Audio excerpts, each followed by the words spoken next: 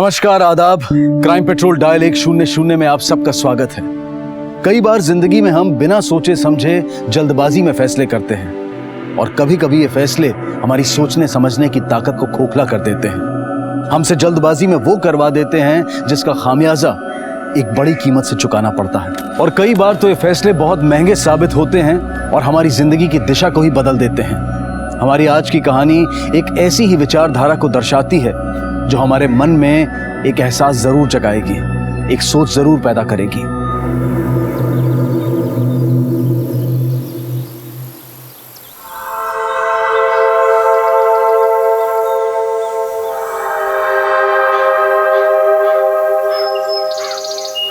ये ले पानी पी ले, सब ठीक हो जाएगा।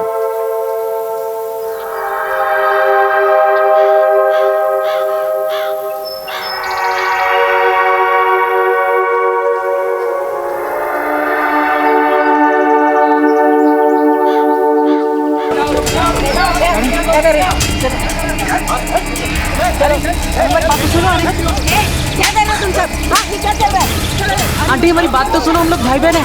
हमने कुछ नहीं किया आंटी, आप हमको कहाँ लेके जा रहे हो? आंटी हमारी बात तो सुनो।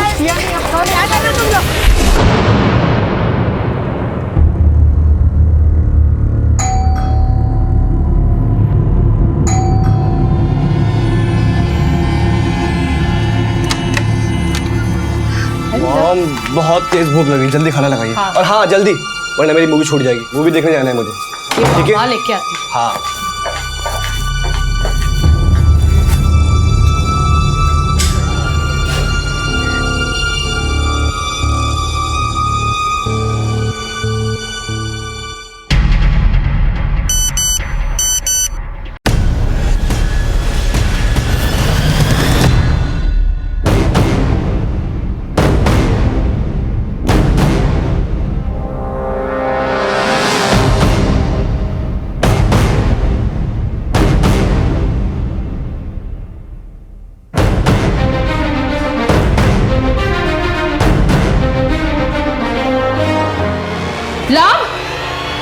लाओ, खाना खा के जा। लाओ। सर कल दोपहर से हमारा बेटा घर से निकला हुआ है, अभी तक वापस नहीं आया और उसका फोन भी नहीं लग रहा है। आपके बेटे की उम्र क्या है? सर बस अभी 2 महीने पहले 18 साल का हुआ है। अच्छा, वो बता के गया है कि कहाँ जा रहा है? नहीं सर, मैं उसके लिए किचन में खाना बना रही थी, वो बिना खाना खाए चला गया। हाँ, जाने से पहले बोल रहा था कि दोस्तों के साथ मूवी देखने जाना है। कौन से दोस्तों के साथ? नहीं सर, ये तो मैंने पूछा ही नहीं, लेकिन ऐसा पहली बार हुआ है कि वो रात भर घर नहीं आया और देर होने पे कम से कम वो फोन तो करता है। हाँ सर, लव कभी भी रात भर घर से बाहर नहीं रहा। आपने उसके दोस्तों से पूछा? सर 1-2 दोस्तों को हम जानते हैं, लेकिन उन्हें भी कुछ पता नहीं। अच्छा, लव कौन से स्कूल में पढ़ता है? एपी पब्लिक स्कूल में। Sir 12th class, section C, science student है। आप अपने बेटे की कोई फोटो लाए? जी सर, ये लीजिए सर। आपका बेटा बाइक से ट्रेवल करता है? जी सर, हमने उसके बर्थडे पे गिफ्ट की थी। पांडे, ये फोटो को आसपास के सभी पुलिस स्टेशन में सर्कुलेट करो। और बाइक का ये नंबर बिल्कुल क्लियर दिख रहा है। अपने खबरियों को कहो कि ध्यान रखें अगर ये बाइक कहीं मिलती है। और हाँ, इसके कॉल रिकॉर्ड्स को चेक करो, देखो कि आखिरी बार इसके फोन से किस नंबर पे कॉल किया गया। और इसके स्कूल में भी पूछताछ करते हैं, शायद कुछ पता चले। Yes sir. सर उस दिन स्कूल से घर जाते हुए हम पार्क में बैठ गए थे क्योंकि नेहा की तबीयत खराब हो गई थी। सर हमें गलतफहमी में पकड़ा गया था, तो मम्मी पापा ने पुलिस स्टेशन में आके क्लियर किया कि हम दोनों भाई बहन हैं, गर्लफ्रेंड बॉयफ्रेंड में। फिर जाके पुलिस ने इनको जाने दिया। सर लव ने इस बात को लेकर पूरे स्कूल के सामने हमारा तमाशा बना दिया था। लव बहुत दिखावा करता है सर, क्योंकि वो बहुत पैसे वाला है। जब देखो तब सबको नीचा दिखाने में ही लगा रहता था। ऐसा कोई दिन नहीं था कि वो किसी को नीचा ना दिखाए। लेकिन सर ये एंटी रोमियो ड्राइव इंसिडेंट पे बात बहुत बढ़ गई थी। तुम और लव तो कजन हो, एक ही घर में रहते हो ना? नहीं सर, हम लोग अलग अलग घर में रहते थे। कल स्कूल खत्म होने के बाद तुम लोग लव से मिले थे? नहीं सर। कल स्कूल खत्म होने के बाद में तुम दोनों कहाँ गए थे? सर स्कूल खत्म होने के बाद हम सीधा घर ही गए थे। सर लव के फोन ट्रैकिंग से पता चला है कि उसकी लास्ट लोकेशन फजलपुर मैदान की थी। सीधा फजलपुर मैदान चलते हैं, हो सकता है लव के बारे में बाकी जानकारी हमें वहीं मिले। Yes sir. कहते हैं कि बच्चों के चरित्र में उनके घर की परवरिश का असर जरूर दिखाई देता है। पुलिस को अब तक जितना भी लव के बारे में पता चला था उससे यही जाहिर होता है कि लव को अपने पिता के पैसे और रुतबे का काफी अहंकार था, और यह जग जाहिर है कि अहंकार अक्सर पतन का कारण बनता है। क्या लव का यही अहंकार उसकी जिंदगी के पतन का कारण बनने वाला था? आखिर कहां था लव और क्या हुआ था उसके साथ? एक मिसिंग कंप्लेंट से शुरू हुआ यह केस पुलिस के लिए एक ऐसी चुनौती बनने वाला था जिसे सुलझाने के लिए पुलिस को लोहे के चने चबाने पड़े। नेहा मेरी बात तो सुन। अरे नहीं, मेरी बात तो सुन। नेहा सुन लो।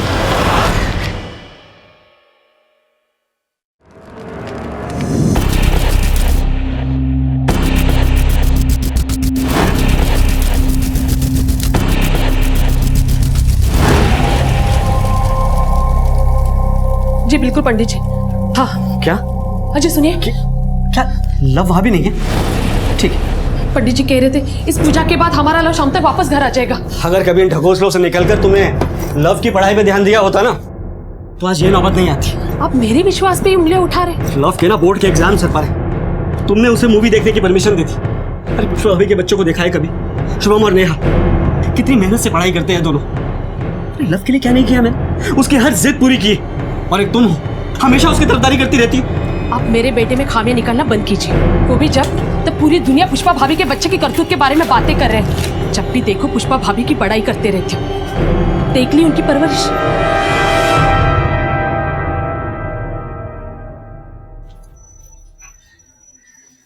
ले नेहा, ले। अरे नेहा कहाँ जा रही है? वो मैं अपने कमरे में खाऊंगी। अरे सुन तो, इसे अचानक क्या हो गया? पता नहीं माँ। तुझे पता नहीं? ऐसे कैसे हो सकता है? तू तो उसकी हर बात जानता है। जा बुला के ला उसे। हाँ माँ तुम भी। वो पढ़ाई को लेकर कितनी टेंशन में, और तुम जब देखो मुझे उसके पीछे लगा देती हो। मैं जा रहा हूँ अपने कमरे में। अरे अरे सुन तो सही।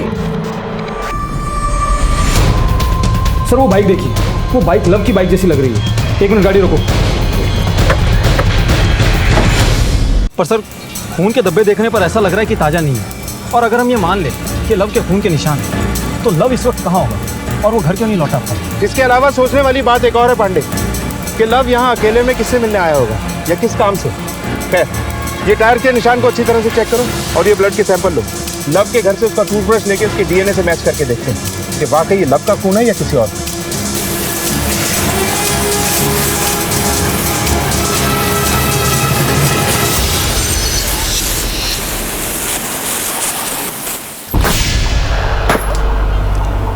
अबे हमारा नंबर कब आएगा? अकेले अकेले मजा लोगे का? हाँ, हमें भी आनंद की अनुभूति लेने दो। अरे वो कहावत नहीं सुनी अंग्रेजी में, शेयरिंग इज केयरिंग।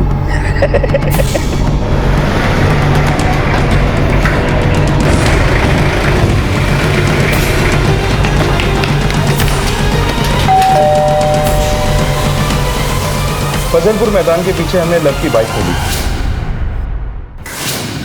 हाँ, सब मेरा बेटा लव।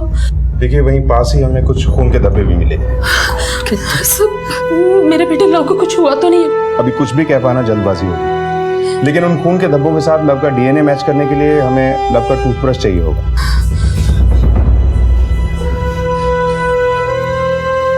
अच्छा, लव की किसी से कोई दुश्मनी थी या कोई ऐसा जो उसे नुकसान पहुंचा सकता हो? मुझे नहीं पता सर। सब ये किसी और ने नहीं, बल्कि इनके बड़े भाई के बेटे शुभम ने किया है। सब वो अक्सर मेरे बेटे को स्कूल में धमकी देता था। सर वो सब हमसे और हमारे रुतबे से जलते, इसलिए हमेशा लड़ाइयाँ करते रहता था।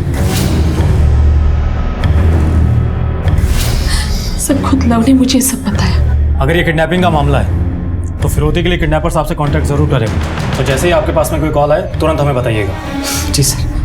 हमने सुना है आपके बेटे शुभम और लव के बीच में लड़ाई हुई थी, जिसके बाद शुभम ने लव को जान से मारने की धमकी दी थी, और अब लव कहीं मिल नहीं रहा। बच्चों के बीच तो ये सब होता रहता है। लव को तो लोगों को नीचा दिखाने में मजा आता है। कहीं ऐसा तो नहीं कि गुस्से में आके आपके बेटे ने ही लव के? नहीं साहब, बिल्कुल नहीं। मेरा बेटा ऐसा कुछ कर ही नहीं सकता। अच्छा, कल स्कूल से आने के बाद शुभम कहाँ था? साहब यही घर पर था। एग्जाम सर पर है, दिन रात पढ़ता रहता है। शुभम का मोबाइल नंबर दीजिए। उसके पास कोई फोन नहीं है साहब। हमारे घर में एक ही फोन है जो इनके पास है। अच्छा, आप लोगों के पास कोई गाड़ी है, मतलब कार या टू व्हीलर वगैरह कुछ?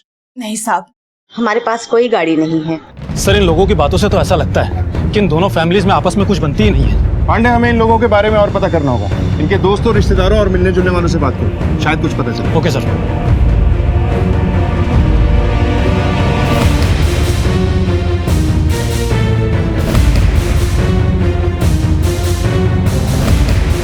सर हमने राजेश के परिवार वालों के बारे में पूछताछ की।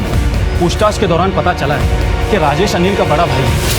इनके माँ बाप बचपन में ही गुजर गए। राजेश ने ही अनिल की सारी जिम्मेदारी उठाई थी, उसको पढ़ाया लिखाया, और अनिल को राजेश ने मैकेनिक वर्कशॉप खोलने में भी मदद की थी। लेकिन अब उस वर्कशॉप का मालिक अनिल है और राजेश उसमें सुपरवाइजर का काम करता है। बड़ा भाई छोटे भाई के अंडर काम करता है, ये क्या मसला है? और जो दुकान राजेश ने खोली थी, अब उसका मालिक अनिल कैसे हो गया? सर यही नहीं, दोनों भाइयों की लाइफ स्टाइल भी एकदम अलग है। दोनों को देखकर ऐसा लगता है कि इनके बीच में कुछ भी ठीक नहीं है। एक काम करो, इस राजेश से मिलकर पता करो कि दोनों भाइयों के बीच में चल क्या रहा है।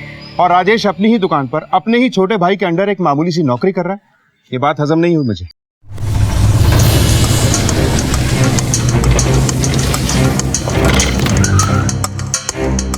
साहब, इस वर्कशॉप को चालू करने में मैंने अपना सारा पैसा लगा दिया। सोचा अपने भाई अनिल को पार्टनर बनाकर काम करूंगा, लेकिन वो तो आस्तीन का सांप निकला। मेरे अनपढ़ होने का फायदा उठाया उसने। मुझे दूसरी जगह ठीक ठाक नौकरी नहीं मिलती साहब, इसलिए यहाँ काम करना मेरे लिए मजबूरी। दूसरी जगहों से मुझे यहाँ अच्छे पैसे मिल जाते हैं और मुझे पैसों की बहुत ज़रूरत है। इन पैसों से मैं अपने बच्चों की पढ़ाई लिखाई कराता हूँ। मैं तो अनपढ़ हूँ साहब, लेकिन मेरे बच्चों को कोई बेवकूफ़ नहीं बना सकता। हाथ पे चोट कैसे लगी? ये वो काम करते वक्त।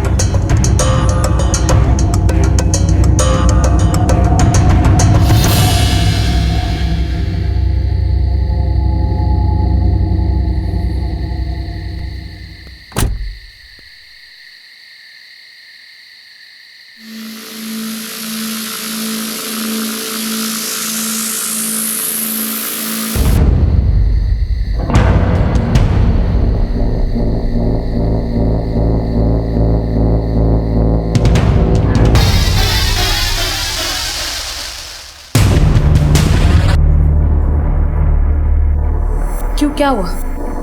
अब अकेले बैठ के रोने से क्या फायदा? मैं कह रही हूं ना कि नेहा और शुभम ने लव को गायब किया है। आप उनसे जाके पूछिए ना कि कहाँ मेरे बेटे को छुपा के रखा है। आप पूछते क्यों नहीं है? मैं किस बात की बिना पर अपने बड़े भाई साहब के बच्चों पर उंगली उठाऊं? तुम्हारी इस सुनी सुनाई बातों की बिना पर? अरे कुछ तो सोच कर बोला करो कल्पना। सोच कर ही बोल रही हूं। उन्होंने मुझे बताया था कि कैसे शुभम मुझसे छोटी छोटी बातों पर झगड़ा किया करता था, बल्कि आपके भाई साहब की पूरी फैमिली हमारी तरक्की से चलती। अरे बस करो, उन पर उंगली उठाने से पहले अपने अंदर झांक कर देख। तुमने अपने लाइफस्टाइल के चक्कर में ना लव को बिगाड़ रखा है। और कोई बहुत बड़ी बात नहीं कि लव के इसी शो ऑफ के चक्कर में किसी ने उससे दुश्मनी निकाली हो।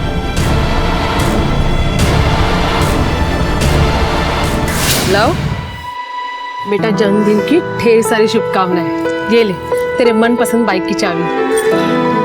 और बेटा, हम भी यही चाहते हैं कि तुम पढ़ाई में भी अपना बेस्ट दो, शुभम की तरह अच्छे मार्क्स लेकर आओ।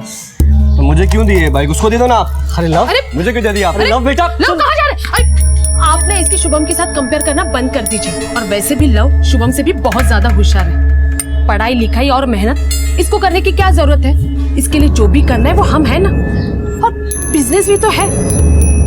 इसे जो मजे करना है वो करने दीजिए। वैसे भी ये वक्त वापस लौट के नहीं आता है। जब हम किसी को नापसंद करते हैं तो हमें उनकी हर बात बुरी लगती है। हम पर कोई भी तकलीफ आती है तो उसका जिम्मेदार हम उन्हें ही ठहराते हैं। और ऐसा ही हो रहा था इन दो परिवारों के बीच। इनके आपसी रिश्तों में कड़वाहट भर गई थी, एक दूसरे के लिए मन में मैल भर गई थी। तो क्या लव का गायब होना इसी कड़वाहट का नतीजा था? क्या लव अपनी ही किसी बुरी करनी का शिकार हो गया था, या फिर वो अपने माँ बाप के बुरे कर्मों की सजा भुगत रहा था? क्या लव के गायब होने के पीछे वाकई राजेश का हाथ था? आखिर कहाँ था लव? गुजरते वक्त के साथ राज भी गहरे होते जा रहे थे। लव की बाइक के साथ खून के धब्बों का मिलना इस जुर्म की संजीदगी को बयां कर रहा था, और पुलिस इस मामले की तह तक जाने के लिए जी जान से जुट गई।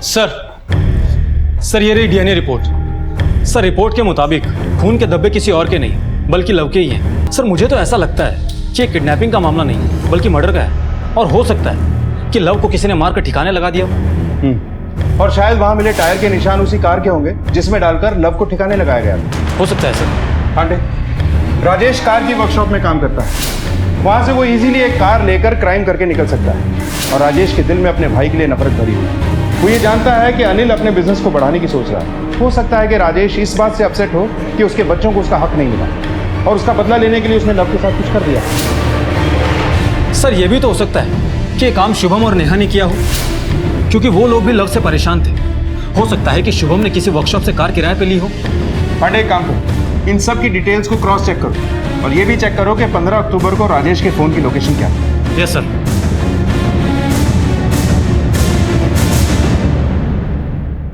नहीं सर, उन्होंने यहाँ से कभी कोई कार नहीं दी और उनके बच्चे यहाँ से कार ले जाएं, ऐसा तो संभव ही नहीं। सर जहाँ तक हम जानते हैं राजेश भैया को, वो शुभम को 12वीं पास कराने से पहले कार ड्राइविंग नहीं सिखाना चाहते थे। वो तो उसकी पढ़ाई लिखाई पे काफ़ी ध्यान देते थे। राजेश भाई के पास इतना पैसा ही कहाँ है कि वो कोई कार खरीद ले। सर शुभम तो एकदम पढ़ाकू है और जैसा कोई फ्रेंड भी नहीं है जिससे उसको गाड़ी मिल सके। सर शुभम को गाड़ी नहीं चलाने आती थी, उसके पापा उसको पढ़ाई के अलावा और कुछ करने ही नहीं देते थे। सर मैंने अच्छे से पता किया है, शुभम और राजेश दोनों में से किसी ने भी कोई कार रेंट पर नहीं ली थी। मैंने इनकी लास्ट लोकेशन भी चेक की। जिस दिन लव लापता हुआ था उस वक्त राजेश अपनी वर्कशॉप में ही था और आस पड़ोस में पूछताछ करने पर पता चला है कि शुभम अपने घर पर ही था। सर कहीं ऐसा तो नहीं कि ये सब नेहा ने किया हो? आखिर लव तो नेहा को भी पसंद नहीं था। पांडे, कोई ना कोई ऐसी कड़ी जरूर है जो हमारी नजरों से दूर है। जैसे ही कड़ी हमारे हाथ आएगी, मुजरिम के हाथ में हथकड़ी होगी। नेहा, नेहा बेटा, उठ बेटा, दूध लाई हूँ। नेहा, नेहा, अभी तक नहीं उठी है लड़की। बॉडी को पोस्टमार्टम के लिए भेजो। पोस्टमार्टम रिपोर्ट के बाद दूध का दूध और पानी का पानी हो जाएगा। Okay sir.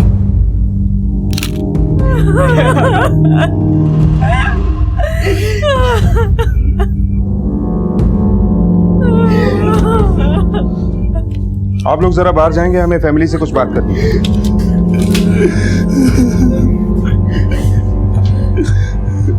राजेश जी, क्या हुआ था कल रात में? सर, नेहा को उसकी प्री बोर्ड की रिपोर्ट कार्ड मिली थी। मार्क्स बहुत कम थे, एक सब्जेक्ट में तो फेल ही हो गई थी, इसलिए शायद वो बहुत घबरा गई और रात में घर आई।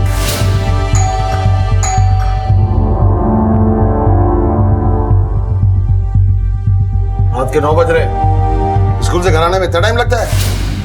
रात में अकेली आई थी या किसी के साथ? मेरा बेटा शुभम था उसके साथ। क्या नेहा के ऊपर पढ़ाई को लेकर दबाव था? नहीं साहब, ऐसा कुछ भी नहीं था। पता नहीं उसने ऐसा क्यों किया। पांडे,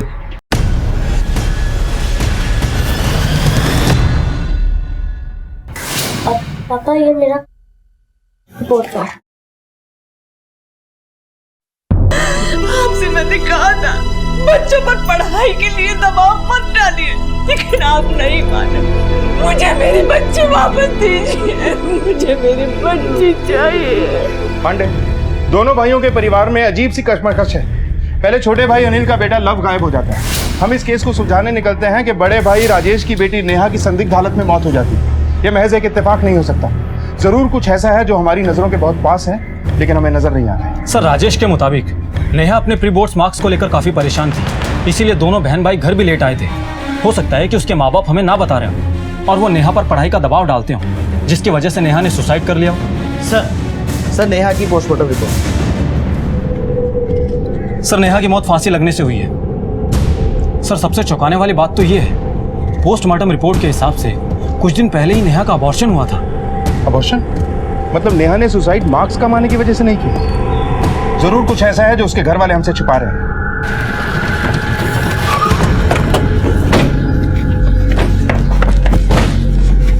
अबॉर्शन? ये क्या कह रहे हैं आप? सही कह रहा हूं। क्या नेहा का कोई बॉयफ्रेंड है? नहीं साहब, नेहा जब भी बाहर जाती थी शुभम उसके साथ होता था। वो इन सब चीजों में नहीं थी, उसका किसी से कोई चक्कर नहीं था। शुभम, क्या तुम हमें कुछ बता सकते हो? सर कभी कभी हम साथ में होते थे, लेकिन कभी कभी नहीं होते थे सर। लेकिन सर मुझे पता है उसका कोई भी बॉयफ्रेंड नहीं था। कहीं ऐसा तो नहीं कि ये एक रेप का मामला है जो हमें इन्फॉर्म ही नहीं किया गया?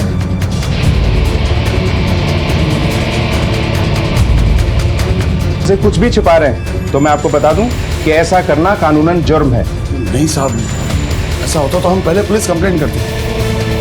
अच्छा, क्या इन दिनों आपने नेहा के बर्ताव में कुछ अजीब सा महसूस किया था? हाँ साहब, इन दिनों वो खोई खोई सी रहती थी और बहुत परेशान भी रहती थी। अरे नेहा, कहाँ जा रही है? वो मैं अपने कमरे में खाऊंगी। मुझे तो लगा वो अपने बोर्ड एग्जाम के दबाव की वजह से ऐसा बर्ताव कर रही थी। शुभम, तुमने भी कुछ नोटिस किया था क्या? नहीं सर, मुझे भी यही लगा था कि वो अपने एग्जाम्स की वजह से स्ट्रेस्ड है। 16 साल की उम्र में नेहा प्रेग्नेंट थी, उसका अबॉर्शन भी हुआ और उसके घर वालों को कोई खबर तक नहीं। सर, इन्हें देखकर तो ऐसा लगता है कि इनके मुंह पर कुछ और दिल में कुछ और। इस नेहा की हिस्ट्री खंगालो, इसके पास्ट के बारे में पता चलेगा, तभी हम इसका प्रेजेंट पता कर पाएंगे। Yes sir. अब तक मैं यही सोचता रहा कि मैंने उसमें पढ़ाई के लिए जो दबाव डाला उसके लिए उसने आत्महत्या की, लेकिन ये अबॉर्शन, अरे क्या नहीं किया मैंने नेहा और ये शुभम के लिए? अरे तेरे ऐसी औलाद होने से तो औलाद ना होना अच्छा है। बहुत पढ़ाइयाँ करते थे ना अपने भाई साहब के बच्चों की, मेरे परवरिश में ताने मारते थे, ना भला बुरा कहा मेरे बेटे को। अब देखो, दूध का दूध और पानी का पानी, छुप छुप के बड़े कारनामे कर गई ये नेहा, मुंह पे कालिक पोत गई ये लड़की। अब बस भी करो कल्पना, हम उनके दुख में शामिल नहीं हुए, कम से कम चुप तो रहो। हमारा लव भी कितने दिनों से गायब है, उन्होंने यहाँ आकर खबर ली। अरे अब तो सोच लो, पता नहीं कौन सी बात छुपा रहे वो। मुझे तो लगता है इस शुभम का ही हाथ है हमारे लव को गायब करने में। भगवान करे वो जहां भी हो ठीक हो। 16 साल की उम्र में नेहा का अबॉर्शन सबके लिए चौंका देने वाला था, लेकिन नेहा का संबंध किसके साथ था और इस अफेयर का नेहा की मौत से क्या ताल्लुक था? क्या नेहा के घर वाले उसके अबॉर्शन के बारे में वाकई कुछ नहीं जानते थे, या फिर वो पुलिस से कुछ छिपा रहे थे? एक तरफ लव की गुमशुदगी और दूसरी तरफ नेहा की मौत, और उसके बाद जो कुछ सामने आया उसने इस केस को एक ऐसे भंवर में फंसा दिया जहां से पुलिस को कोई किनारा नजर नहीं आ रहा था। लेकिन पुलिस बड़ी मुस्तैदी से अपनी तहकीकात में लगी हुई थी। मैम, वो लड़की किसी लड़के से बात तक नहीं करती थी, वो हमेशा लड़कियों के साथ ही रहती थी। नहीं मैम, उसका कोई बॉयफ्रेंड नहीं था, वो बहुत ही सिंपल लड़की थी और अपने पापा से बहुत डरती थी। सर, मैंने एक दिन नेहा को कार में देखा था एक आदमी के साथ, जो ऑलमोस्ट उसकी डबल एज का लग रहा था। सर, देख के तो ऐसा लग रहा था कि वो नेहा का बॉयफ्रेंड है। आई मीन सर, वो दोनों एक दूसरे के बहुत करीब थे। ये कब की बात है? यही कुछ 2 हफ्ते पहले की बात है। तुमने उस आदमी का चेहरा देखा था? हाँ सर।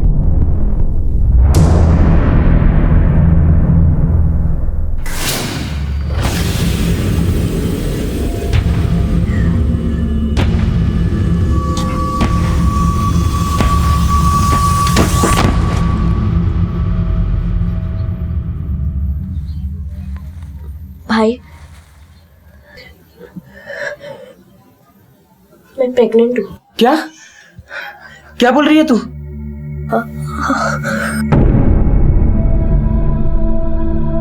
देख, तू टेंशन मत ले, मैं देखता हूँ कैसे क्या करना है।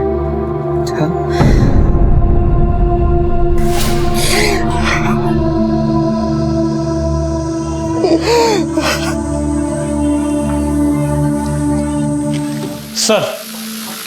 सर स्केच बन गया। और नेहा के घर वालों को भी स्केच दिखा के पूछो, शायद वो लोग इस आदमी को जानते हो। Yes sir. अबे साले, तेरे अंदर में एक बार में कोई बात जाती है कि नहीं? याद रख, जो मैं चाहता हूं अगर मुझे नहीं मिला ना, तो तुझे भी वो नहीं मिलेगा जो तू चाहता है।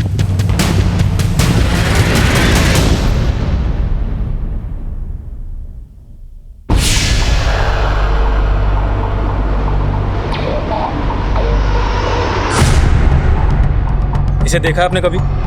नहीं साहब, इसे पहले कभी नहीं देखा। आपने देखा? जी नहीं। शुभम, तुमने देखा इसे? नहीं सर, मैंने भी नहीं देखा।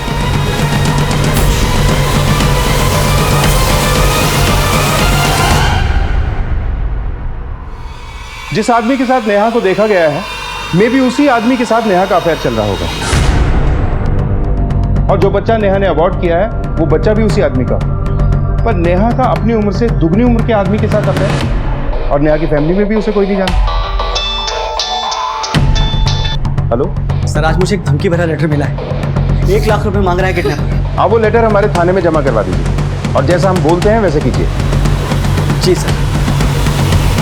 पांडे, लव की मिसिंग के 3 दिन बाद उसकी फैमिली के पास रैंसम के लिए लेटर आया है और रैंसम मनी में सिर्फ 1 लाख रुपए की डिमांड की है किडनैपर ने।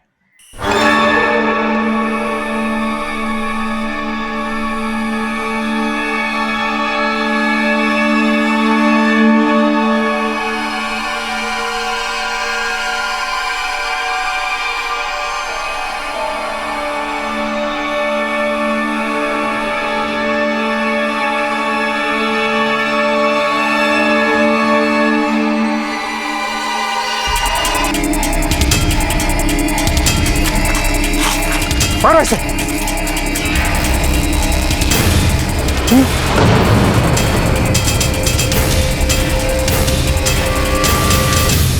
सर मैं बताता हूँ सर, ये सब लव की वजह से हुआ। वो कहने का तो मेरा कजन है, पर जब देखो वो हमें और हमारी फैमिली को नीचा ही दिखाता रहता है। लो गंगू तेली, देख बाइक देख मेरी, देखी ऐसी बाइक तूने? हाँ, छोटी मोटी ट्रीट के लिए तू चिल्लर खट्टी कर लेता है ना, मुझसे बराबरी करता है ना, अब कर बराबरी। लेकर ऐसी मस्त बाइक, तेरे बाप की और तेरी औकात भी ऐसी बाइक लाने की। औकात की बात तो तू करी मत, तुम लोगों की क्या औकात है ना वो सबको पता है। और ये जो तेरी बाइक है ना, इसे 10 गुना अच्छी बाइक लेके दिखाऊंगा तुझे। अबे ओ गंगू तेली, तू ना मैकेनिक का बेटा है, तो तू बाइक ठीक करने के सपने देख ना कि खरीदने के। और वैसे भी तेरा बाप मेरे बाप की वर्कशॉप में यही तो काम करता है। तेरे ही सामने ना तेरी बाइक को ओवरटेक कर लूंगा। अच्छा जी, कल का जज्बाती हो गया। मैंने उसे चैलेंज किया था कि मैं भी उसे नई बाइक लेकर दिखाऊंगा। मुझे पता था कि इतने सारे पैसे सीधे रास्ते से तो आ नहीं सकते, तो बस मैंने रास्ता ही बदल दिया। मैं जुआ खेलने लगा। मैंने अपनी मम्मी के 50,000 के जेवर जुए के दाव में लगा दिए, और जैसा मैंने सोचा था उससे उल्टा ही हुआ। मैं जुए में सब कुछ हार गया। मुझे मेरी मम्मी के जेवर वापस चाहिए थे। मेरा पापा मुझे बहुत मारता। फिर मैंने जुए के अड्डे से पैसे उधार लिए। सरजू भाई, वो ज्वेलरी मेरी मम्मी की, मुझे किसी भी हालत में वापस चाहिए। देख, मेरे पास एक बंदा है जो तुझे 50,000 रुपये दे सकता है, लेकिन 40% ब्याज पर। और एक बात याद रखना, अगर तूने पैसे नहीं दिए ना तो तेरी जिंदगी झंड कर देंगे हम। मैं आपके सारे पैसे वापस कर दूंगा। सरजू भाई प्लीज प्लीज मुझे पैसे दिलवा दीजिए। हाँ ठीक है, बात करता हूँ। एक बच्चा है, 50,000 रुपये मांग रहा है, 40% ब्याज पर। फिर मैंने एक और दाव किया। भाई इस बार मैं वो बाजी भी हार गया।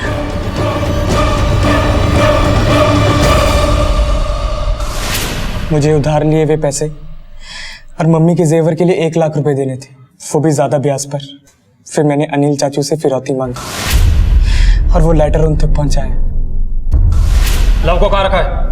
सर मैं सच बोल रहा हूँ, मैंने सिर्फ फिरौती मांगी थी, मुझे नहीं पता लव का है। सुताई तब तक करो जब तक सच नहीं होगा देता। नहीं सर मेरी बात तो सुना सर, मैंने कभी नहीं किया सर। जल्दी पैसा कमाने और अपने मान सम्मान को बढ़ाने के लिए शुभम ने गलत रास्ता चुना, लेकिन वो ये भूल गया कि गलत रास्ता हमें सिर्फ गलत मंजिल पर ही ले जाता है और जिसका परिणाम सिर्फ बुरा ही होता है। शुभम ने जो कुछ भी किया उससे उसके माता पिता के सपने चकनाचूर होते दिखाई दे रहे थे।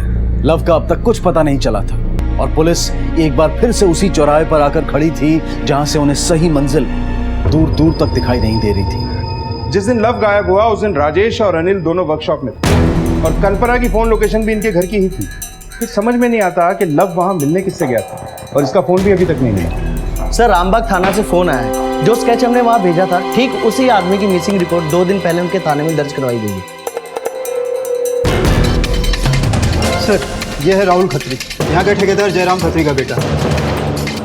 2 दिन पहले इसके पेरेंट्स यहाँ इसकी मिसिंग कंप्लेंट लिखवाने के कुछ और इसके मोबाइल की लास्ट लोकेशन मेन मार्केट में पाई गई है। उसके बाद मोबाइल स्विच ऑफ है। फोन रिकॉर्ड से कुछ मिला? ये 1-2 नंबर से काफ़ी टच में था, उसमें से एक को हमने पकड़ा है, नाम है सरजू।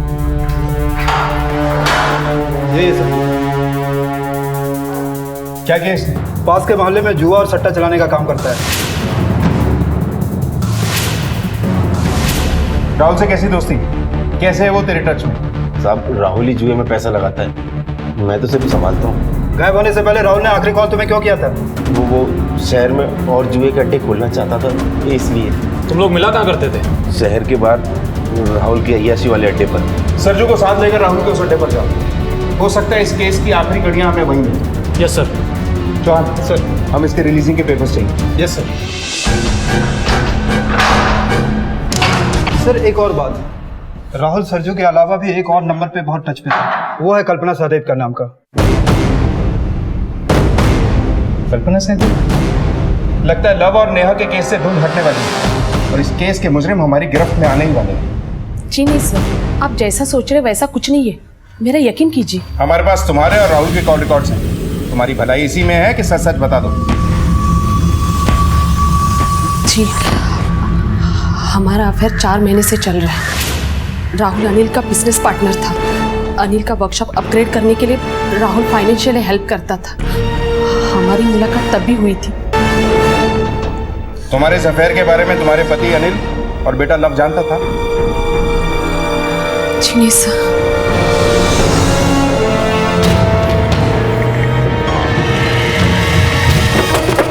चल बात किधर है? सर, राहुल की बॉडी मिली हमें। क्या? ठीक है, हम अभी आ रहे हैं वहां। सर 1 मिनट आइए, कुछ दिखाना है। ये देखिए सर, इस सब जगह पे टाइल्स लगी हुई है, केवल इतनी सी जगह की टाइल्स निकली है। खुदवाओ इसे। सर ये देखिए। सर ये मोबाइल और चाकू। राहुल और लव की बॉडी का एक ही जगह पे मिलना और राहुल का कल्पना के साथ नाजायज संबंध होना एक ही तरफ इशारा करता है कि लव की मौत और नेहा की सुसाइड के बीच में कोई ना कोई कनेक्शन जरूर है। दोनों की बॉडीज को पोस्टमार्टम के लिए भिजवाओ। Yes sir.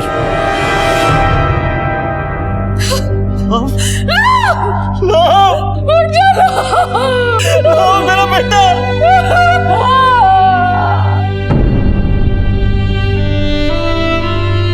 सर ये रही लव की postmortem reports. Sir postmortem report के हिसाब से लव को चाकू से मारा गया था। कॉल रिकॉर्ड्स के हिसाब से लव का फोन जिस दिन स्विच ऑफ हुआ था ठीक उसी दिन यानी कि 15 अक्टूबर को लव की मौत हुई थी और राहुल की मौत लव के 3 दिन बाद यानी कि 18 अक्टूबर को हुई थी। हो सकता है कि लव को राहुल और उसकी माँ के अफेयर के बारे में पता चल गया और गुस्से में आके लव राहुल को मारने के लिए वहां गया और उल्टा लव को ही मार दिया गया। क्योंकि लव की डेथ के 3 दिन बाद राहुल की डेथ हुई, तो सवाल ये उठता है कि अगर राहुल ने लव को मारा तो फिर राहुल को किसने मारा? सर लव की बॉडी से जो चाकू मिला था उसके फिंगरप्रिंट्स राहुल के फिंगरप्रिंट से मैच हो गए। एक बात और सर, गाड़ी के टायर के निशान भी राहुल की ही गाड़ी के हैं। डीएनए रिपोर्ट के हिसाब से लव का ब्लड बाइक पर लगे ब्लड से मैच हो गया। सर इन सब बातों से तो आपकी बात सही लग रही है। लव को राहुल और अपनी माँ कल्पना के अफेयर के बारे में पता लग गया होगा। लांछन लगा रही थी ना, और खोट तुम्हें में निकला। अरे तुमने मुझे जो धोखा दिया सो दिया, और तुम्हारे इन करतूतों की वजह से हमारा बेटा मारा गया। मुझे माफ कर दो, मुझसे बहुत बड़ी गलती हो गई। सर नेहा के नाखूनों में जो मिट्टी हमें मिली थी वो राहुल के अड्डे से मैच हो गई है। राजेश के मुताबिक नेहा की सुसाइड वाली रात शुभम और नेहा दोनों साथ में ही घर में आए, जिसका मतलब है कि शुभम काफी कुछ छुपा रहा है।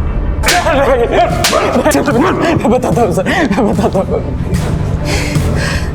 जुए वाली रात को सरजू ने राहुल को बोल के मुझे 50,000 दिलवाए। एक बच्चा है 50,000 रुपये मांग रहा है 40% ब्याज पर, ताकि मैं अपनी माँ के जेवर छुड़वा सकूं। सब कुछ हार गया था। मैं राहुल से कुछ मदद मांगने के लिए गया, लेकिन मुझे नहीं पता था कि उस शाम नेहा भी मुझे फॉलो कर रही थी। नेहा ने तेरा पीछा क्यों किया? नेहा मुझे कुछ टाइम से परेशान देख रही थी। मतलब अपनी बहन को राहुल से बचाने के लिए तुमने राहुल को मारा? नहीं सर, तुझसे और बर्दाश्त नहीं करूंगा मैं। सिर्फ 16 साल की है बच्ची, तूने इसकी पूरी जिंदगी बर्बाद कर दी। अभी अबॉर्शन हुआ है इसका। तुम्हारे और तुम्हारी बहन के साथ इतना सब कुछ हुआ, अगर तुम पहले ही अपनी फैमिली या पुलिस को बता देते तो तुम्हारी बहन जिंदा होती।